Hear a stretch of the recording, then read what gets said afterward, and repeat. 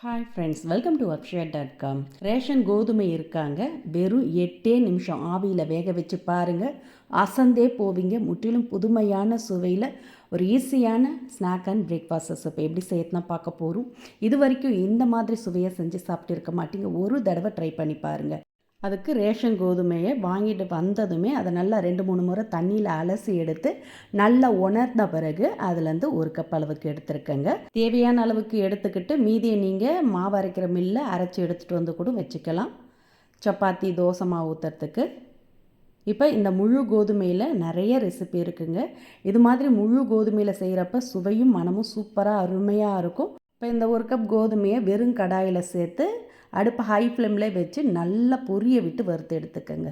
லைட்டாக கலர் மாறி வாசம் வருது, நல்லா பொரிஞ்சு வருது பாருங்கள். இது மாதிரி ஒன்று போல் பொரிய விட்டு வறுத்து எடுத்திங்கன்னா தான் சாப்பிட ரொம்ப ரொம்ப சுவையாக அருமையாக இருக்கும். அதை அப்படியே ஒரு பிளேட்டில் மாற்றி ஆற விட்டுடுங்க, அப்படியே ஆறட்டும். இப்போ இதோடு சேர்க்கறதுக்கு சின்ன மிக்சர் ஜாரில் 2 டேபிள் ஸ்பூன் அளவுக்கு வறுத்த வேர்க்கடலை தோலோடு சேர்த்துக்கங்க. 5 முந்திரி, 5 பாதாம், 3 ஏலக்காய் சேர்த்து கொஞ்சம் கொரகொரப்பாக அரைச்சி எடுத்துகிட்டு வந்துடுங்க. ரொம்ப நைஸாக அரைச்சிடாமல் இது மாதிரி ஒன்றும் பாதியமாக கொரகொரப்பாக அரைச்சி எடுத்துக்கிட்டிங்கன்னா சாப்பிட நல்லா சுவையாக இருக்கும். இது அப்படியே இருக்கட்டும். இப்போ வறுத்து ஆற வச்ச ரேஷன் கோதுமையும் நல்லா எடுத்துங்க. ஆறின பிறகு மிக்சர் ஜாரில் மாற்றி அரைச்சி எடுத்துகிட்டு வந்துடுங்க. நல்லா நைஸாக ஓட்டி எடுத்துகிட்டு வந்துடுங்க. இதை சலிக்க வேண்டியதில்லை, லைட்டாக கொஞ்சம் ரவை பதத்துக்கு தான் இருக்கும், பரவாயில்ல. அப்போ தான் நல்லா சாப்பிட சுவையாக இருக்கும். இது மாதிரி நல்லா அரைச்சி எடுத்துகிட்டு வந்ததை மிக்சிங் பவுலுக்கு மாற்றிக்கங்க.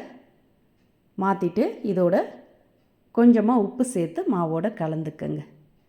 இது மாதிரி கலந்த பிறகு இதில் கொஞ்சம் சூடான தண்ணீராக 3/4 கப் அளவுக்கு கொஞ்சம் கொஞ்சமாக சேர்த்து மாவை இது மாதிரி ஸ்பூனால் கலந்துக்கங்க. நல்லா சூடான தண்ணீர் ஊற்றுனீங்கன்னா தான் நல்லா சாஃப்டாக வரும். இது மாதிரி கொஞ்சம் கொஞ்சமாக தண்ணீர் சேர்த்து நல்லா மாவோடு கலந்துக்கங்க. 1 கப் கோதுமை எடுத்தோம், அதே கப்பில் 3/4 கப் அளவுக்கு சூடான தண்ணீர் சேர்த்து கலந்திங்கன்னா நல்லா சாஃப்டாக கிடைக்கும்.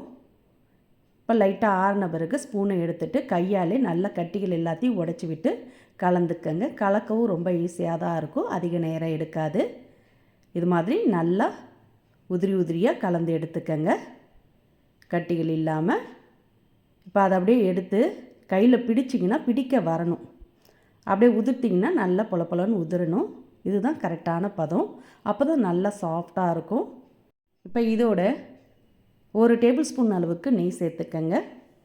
கூடவே துருவின ஃப்ரெஷ்ஷான தேங்காய் 3/4 கப் அளவுக்கு சேர்த்துக்கங்க. 1 கப் கோதுமை எடுத்தோம், அதே கப்பில் 3/4 கப் அளவுக்கு தேங்காய் சேர்த்துக்கங்க. சேர்த்து இந்த மாவோடு நல்லா எல்லா இடம் பரவுற மாதிரி கலந்துக்கங்க. நெய்யும் தேங்காயும் சேர்த்து நல்லா கலந்து எடுத்திங்கன்னா நல்ல பூ போல் சாஃப்டாக இருக்கும். இந்த அளவுக்கு நல்லா கலந்த பிறகு இதில் 1/2 கப் அளவுக்கு நாட்டு சர்க்கரை சேர்த்துக்கங்க. கூடவே நம்ம அரைச்சி எடுத்த வேர்க்கடலை, முந்திரி, பாதாம் பொடியை சேர்த்துக்கங்க. ஏலக்காவும் சேர்த்து அரைச்சிருக்கோம், அந்த பொடியை சேர்த்து திரும்பவும் மாவோடு நல்லா பரவுற மாதிரி கலந்து விட்டுக்கங்க. நாட்டு சர்க்கரையை இது மாதிரி மாவோடு நல்லா கலந்து விட்டு வேக விட்டிங்கன்னா தான் மாவு உள்ளெல்லாம் ஏறி நல்லா சாஃப்டாக சாப்பிட நல்லா சுவையாக இருக்கும். நாட்டு சர்க்கரை சேர்க்கறதுனால மாவு வேகாமலாம் போயிடாதுங்க, நல்லா வெந்து சாஃப்டாக கிடைக்கும். இது மாதிரி நல்ல மாவில் எல்லா இடம் பரவுற மாதிரி கலந்து எடுத்து வச்சுக்கோங்க. இதை நீங்கள் அப்படியே துணியிலேயே மாற்றி இட்லி பாத்திரத்தில் வேக விட்டு எடுத்துக்கலாம், இல்லை கப்பில் கூட நீங்கள் மாற்றி வேக விட்டு எடுத்துக்கலாம். நான் இன்றைக்கி கொஞ்சம் டிஃப்ரெண்ட்டாக இருக்கட்டுமே கரண்டியில் செஞ்சு எடுக்க போகிறேங்க. பார்க்கவும் நல்லாயிருக்கும், எடுத்து சாப்பிடவும் ஈஸியாக இருக்கும். இதை பார்த்ததுமே குட்டீஸ்லாம் ரொம்ப விரும்பி சாப்பிடுவாங்க, டிஃப்ரெண்ட்டாக இருக்குன்னு. இது மாதிரி கரண்டியில் அப்படியே மாவை ஃபில் பண்ணி எடுத்துக்கோங்க. ரொம்ப அழுத்தி விட வேண்டாம், லைட்டாக அழுத்திட்டு இது மாதிரி இட்லி பாத்திரத்தில் அடியில் 1 டம்ளர் தண்ணி ஊற்றி நல்லா சூடான பிறகு இட்லி பிளேட்டை வச்சு இது மாதிரி எல்லா குழிகளிலுமே சேர்த்துடுங்க.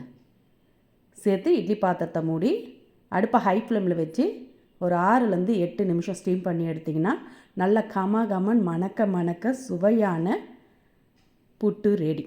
அதுவும் கரண்டி புட்டு ரொம்ப ரொம்ப சூப்பராக அருமையாக இருக்கும்.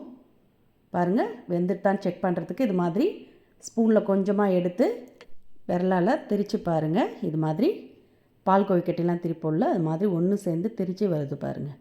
பிரியாமல் இது மாதிரி வந்தாலே வெந்தெடுத்து நான் மொத்தமாக இந்த மாவு எல்லாத்தையுமே 2 இட்லி பிளேட்டில் ஃபில் பண்ணி வேக விட்டேங்க. இப்போ வெளியே எடுத்து வச்சு லைட்டாக ஆறினதும் இதை அப்படியே நீங்கள் கையாலே எடுத்திங்கனாலே ஈஸியாக வரும். பாருங்கள், உடையாமல் சூப்பராக வந்திருக்கு. நல்ல சுவையான ஹெல்த்தியான ஸ்நாக்ஸ் ரெடி. இதை நீங்கள் மாலை நேர உணவாகவும் செஞ்சு தரலாம், மார்னிங் பிரேக்ஃபாஸ்ட்டாகவும் செஞ்சு கொடுக்கலாங்க. இதை லஞ்ச் பாக்ஸில் கூட கொடுத்து அனுப்பலாம். நீண்ட நேரத்துக்கு நல்லா சாஃப்டாக மிருதுவாக அருமையாக இருக்கும். எப்பவும் ஒரே மாதிரி செய்யாமல், ரேஷன் கோதுமையில் தோசை சப்பாத்தின்னு செய்யாமல் இது மாதிரி டிஃப்ரெண்ட்டாக செஞ்சு கொடுத்து பாருங்கள். குட்டீஸ்லேருந்து பெரியவங்க வரைக்கும் எல்லாருமே விரும்பி கேட்டு வாங்கி சாப்பிடுவாங்க. ரொம்ப ரொம்ப ஃபில்லிங்கான நல்ல ஒரு ஹெல்த்தியான ரெசிபி. கோதுமையோட நாட்டு சக்கரை, தேங்காய், வேர்க்கடலை, முந்திரி, பாதாம்லாம் சேர்த்து சாப்பிட ரொம்ப ரொம்ப அட்டகாசமாக இருக்குங்க. இந்த ரெசிபி பிடிச்சிருந்தா லைக் பண்ணுங்கள், ஷேர் பண்ணுங்கள், மறக்காமல் நம்ம சேனலையும் சப்ஸ்கிரைப் பண்ணிவிடுங்க.